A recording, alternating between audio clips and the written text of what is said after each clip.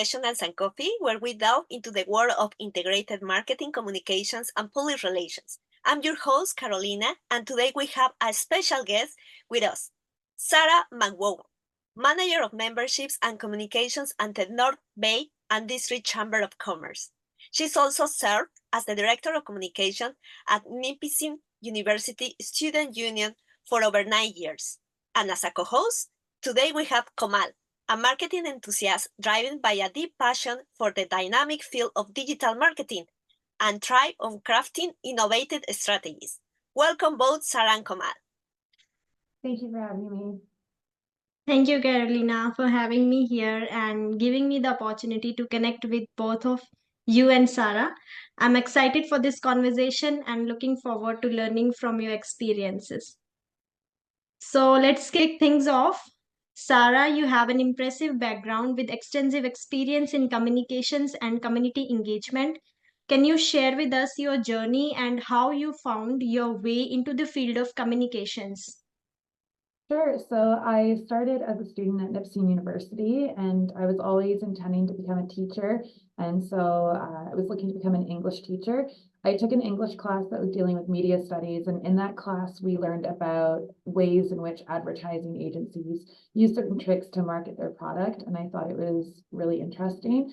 Our professor had us create a LinkedIn profile, and we spoke about social media. And not to date myself, but when I was at university, Facebook was quite big. Instagram wasn't that big.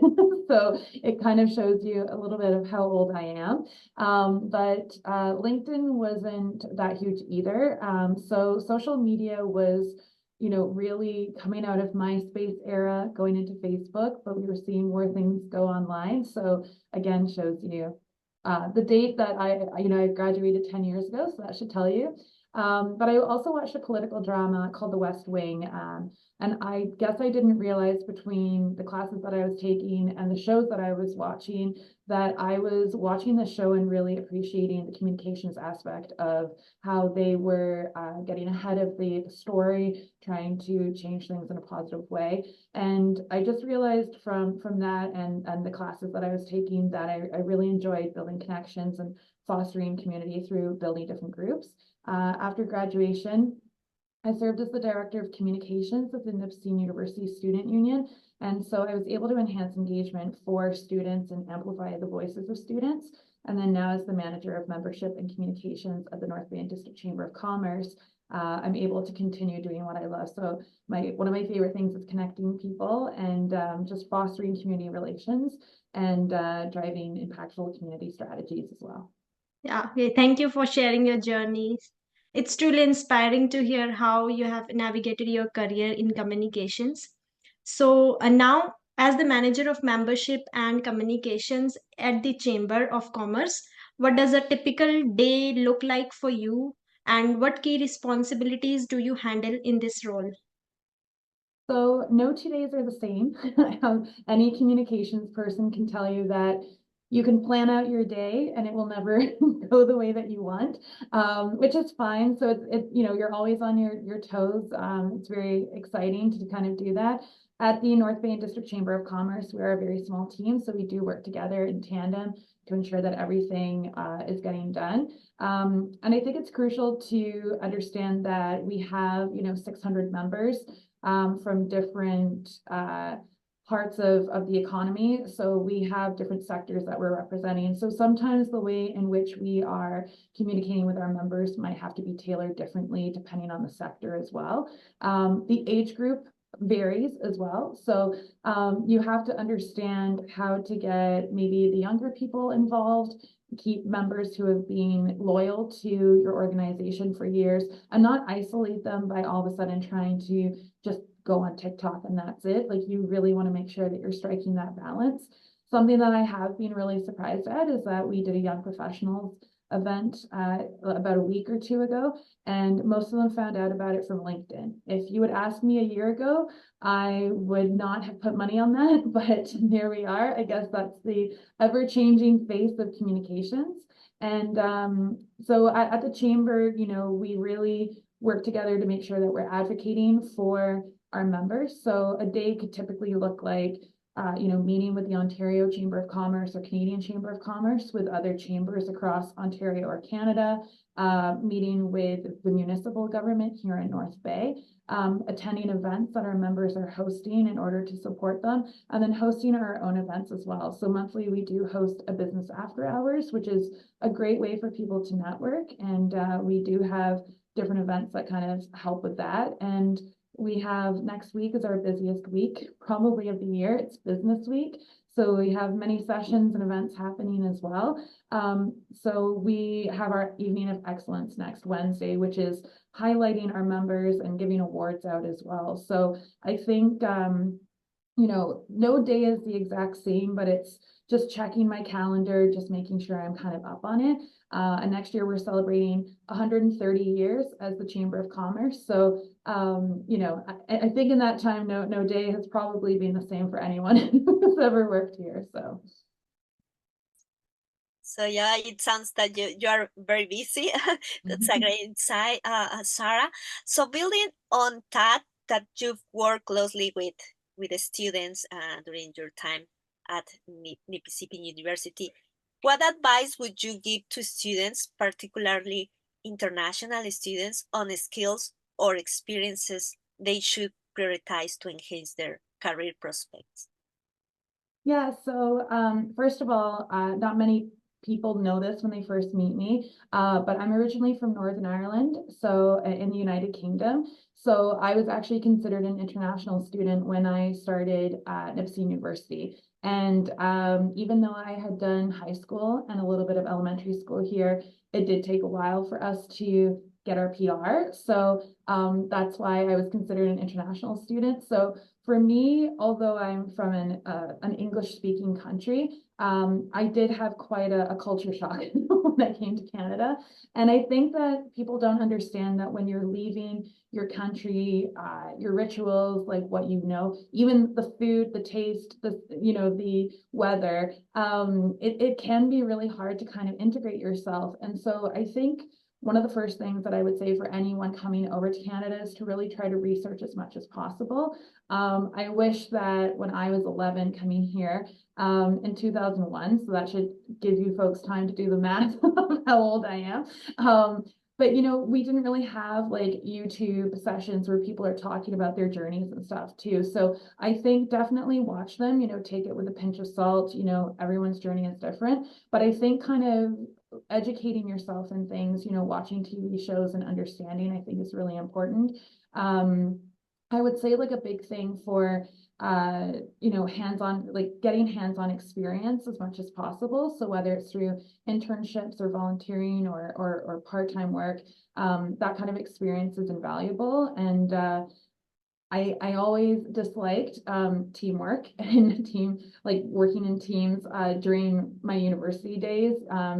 Group work was the worst and everyone hated it. But when you come out of university, you kind of look back and go, oh, now I understand why they made us do that. So learning to navigate those relationships in a team sense in university is really going to help you build those skills when you are in a workplace, because everyone brings different skills. Not everyone is good at everything. So it's just about figuring out the team dynamic. And for international students specifically, I would say, just really plugging yourself into the community and getting involved. I think it's definitely very much an immigrant story of wanting to give back to the community that has welcomed you with open arms. So if you have the ability to go and volunteer, I think that that's the best way to kind of do that. I would suggest that international students, if there's a certain job that they would like to do, that they maybe research that job, look in the job description of some of the skills that people are looking for, and then kind of focus on, going to sessions. I know that student unions or even the university and colleges themselves will put on different things. Community might have something, even the local libraries have stuff. So just kind of seeing what can you do. I think one of the best things that I did in university was I started to attend things that maybe I wasn't interested in, but I started to kind of expand my horizons and understanding. So even if I didn't agree with something, or maybe I didn't understand it, or maybe I thought it was boring, I still try to push myself. And it's amazing how it gives you a different perspective. And I think that's really key with communications. Communications is all about perspective, and it's really important when it comes to looking at things from different angles. So when you're creating content, you're thinking, how are they going to, see this? Is this something that they can maybe take as a bad thing? How should I change the wording, all that kind of stuff. So I think it's good to kind of hone your skills now while you're in university and college, and something that I wish someone had told me years ago, but I kind of had to work it out on myself. Thank you for the valuable advice, Sarah. It really highlights the importance of practical experience for students. Now, my next question is for Carolina. As a former communications student yourself, what key skills or insights do you believe are essential for those entering the field today? How do you think the landscape of communications has evolved since your time as a student? Yes, thank you, Komal. So I think that the communication landscape has changed a lot since when I arrived here in 2019, because when I arrived here, when I was studying my program, the pandemic was not here. So I think that it has changed in terms of that now the jobs are more flexible in terms of that there are hybrids or a mix of, so you don't have to be all the time in the office, and also technology like this platform like Zoom or Teams. So I think that it has enriched the field of communications, and not only communication, also marketing, public relations, and other careers. Personally, I think that one of the main skills that right now the youth and the newcomers should have are they should listen to and be open to mentors, to the professors, and because sometimes I know that as an international student, so as a newcomers, we are eager to start working, but we need to be patient, and networking is very important, time management also. So those are my skills that I have observed that right now are very essential, and the kind of how the world of communications have changed. Yeah, definitely. It's amazing how this field continues to grow, and adapting is essential for any professional. So, now coming back to Sarah, speaking of valuable experiences, I believe that volunteerism plays a significant role in personal and professional growth. So, how has your involvement in volunteer activities influenced your career, and what benefits do you think students can gain from volunteering? Yeah, I think that's a great question. So I think growing up, giving back to my community was always something that my parents had instilled in my brother and I. In high school, I started off with student council and became student council president, and got to university and really wanted to volunteer. I think where some students maybe get it wrong in perspective of the employer is students just, I had some friends I went to school with who attended the university and worked at the university and lived at the university and volunteered at the university. And they did have some employers that kind of went, what else did you do? And so my experience was a little different because I volunteered on campus, but I also volunteered off campus too. And what I would say is that it's important to build your resume and your portfolio in volunteering, but it's really important to do volunteering that you actually will enjoy. It's not just to prop up your resume. And I think people can figure out pretty quickly if your heart is in it or not. And so there's no point in putting yourself into a miserable situation if you don't enjoy what you're doing.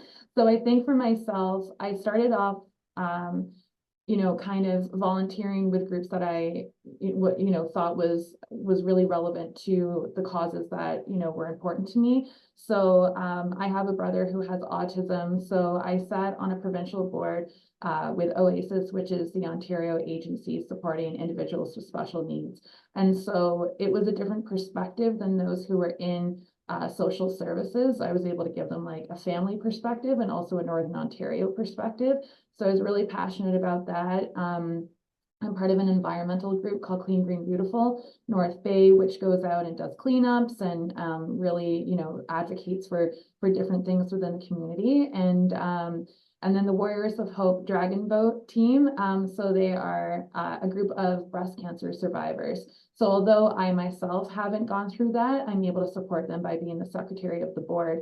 And so I think it's important to just kind of see what's out there. There is a great website called Charity Village, which allows people to kind of see volunteer experiences, whether sitting on a board or a committee within their community, their region, or remotely across Canada. And so that is a great way to kind of see what's out there. And then LinkedIn too has always, shown volunteer opportunities as well. I think it's really important that volunteering employers specifically are looking for people who are doing more outside of their workplace. And philanthropy has become huge in the workplace. When I was starting off, it was kind of people would go out and do volunteering as a group in the workplace, but now it's even more intertwined. They really enjoy seeing that. So I think volunteering teaches you leadership and empathy and the value of giving back, all while you're making meaningful connections. And I think for students, it's a fantastic way to develop skills and gain experience and showcase your commitment to the community, and just networking too. You never know who you're going to meet in a volunteer opportunity that down the line could really benefit either yourself or maybe a friend or a family member even too. So I think it's a great thing to do. Yeah, exactly. It's inspiring to see how volunteerism has impacted your career and the insights you have gained. Building on that, I would love to know more about your extensive involvement in various committees and boards. How has this volunteer work shaped your perspective on community engagement and your professional journey? Yeah, so I think for boards and committees, I was very nervous when I started sitting on them for my job when I was at the student union. And I was fortunate enough to, I guess, be so unbelievably bad at being on a board that I was like, I'm just going to humble myself and ask questions. And I think that that's really important, that you don't go into situations with an ego, that you kind of, if you don't understand something, that you can ask someone. So if people do have the opportunity to join a committee or a board, asking people what acronyms are, and doing your own research too. So I always take notes no matter what. I'm always kind of writing notes down. And I would look at those notes after, and I would make little notes to myself, like I would star certain things, and then I would do research on that later on. Something that was really daunting to me was the financial aspect of looking at budgets and understanding what this means. That to me was not my forte. And I was fortunate enough to go to some people on some of the boards and committees I was sitting on and ask them what certain things meant, and they took the time. And I think that's really important. So whether you need help or whether somebody else needs help, it's important to, support one another. And I think, even being right now on the Centennial Committee for the City of North Bay, they're celebrating 100 years next year, so the chamber is older than them. But being part of committees like that, it's really deepened my understanding of community dynamics and the importance of collaboration. And I think these experiences have taught, they've taught me how effective community engagement isn't just about organizing events, but about creating lasting partnerships and fostering inclusivity as well. And so there is this ever-changing landscape of population in Canada and Northern Ontario and North Bay. And I think the more that people start to work together and understand one another, the better that we see the community.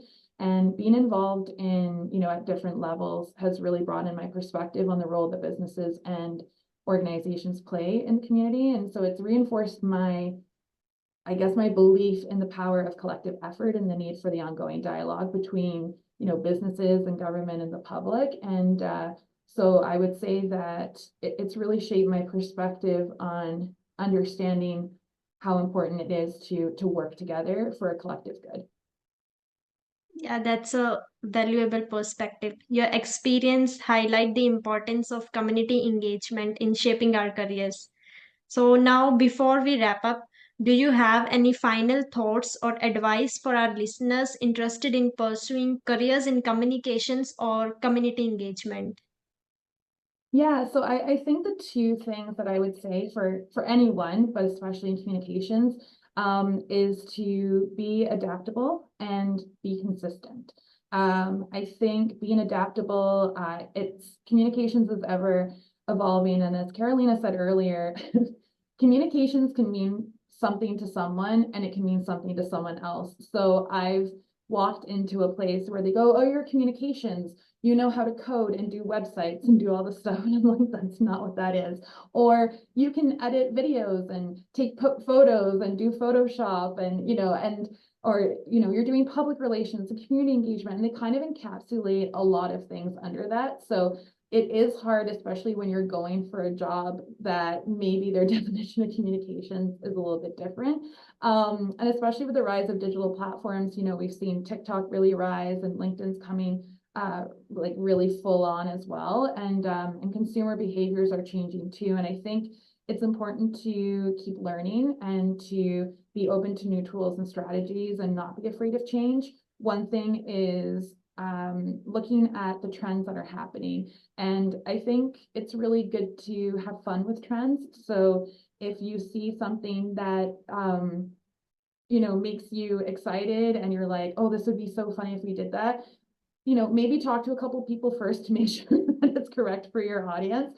But I think having that creativity is really good for a communications person. And I would say that, never underestimate the importance of building relationships as well, whether it's with colleagues or community members or clients. And those strong connections are the foundation of success. But consistency for me is the biggest thing. So I've always been a strong believer of whether it's volunteering or in the workplace or just with your family, if you're consistent, it allows people to build trust with you. And it allows people to know if they can, if they're going to trust you to get things done. And so if you're volunteering or at work and you're starting to not get things done, people are really not going to, trust you. So I think that that's really important. For individuals like pursuing careers in communications, community engagement, really important to read the job description, really important to read how to apply on the job description too. In the Canadian culture, sometimes people do have a sense that, they want people to apply online. It might be okay to maybe go and take your resume in person, but that constant following up might be a little bit of a deterrent for Canadians. So I think it's understanding culturally, maybe how to approach people. But I think it's important to kind of see when you're applying for jobs or when you're going for things, doing your research about the organization or the business that you're going to be working for, and then kind of writing out what key skills do you have. Now, it has been proven that women tend to not go for jobs because they think that they're underqualified, whereas men will go for jobs and might be not as qualified for the job. And so I think that's really important. I think it's not the worst thing to apply for a job, even if it might not be something that you know everything about. So I think still apply for the job. You never know if they can think about you in the future. And someone wisely told me last year that when you go into an interview, not only are they interviewing you, but you're interviewing them. And once you kind of go in with that mindset, that allows you to see it more as a conversation than being put on the hot seat and, being really stressed out. So I think, staying adaptable, being consistent, and then really working on finding a job that fits you and your needs as well, I think is really important. So yeah, I think those would be my biggest things. Yeah, thank you so much for those insightful recommendations. I'm sure our listeners will find your advice incredibly helpful as they navigate their own paths in communications. Thank you both. Thank you, Komal and Sarah. That brings us to the end of our conversations with Sarah, Manager of Memberships and Communications at the Chambers of Commerce. Thank you for joining us today. And don't forget to subscribe to our YouTube channel and podcast platforms for more insightful episodes. We'll see you next time as we explore topics in the world of communications, marketing and PR, and community engagement. Until then, take care and bye for now.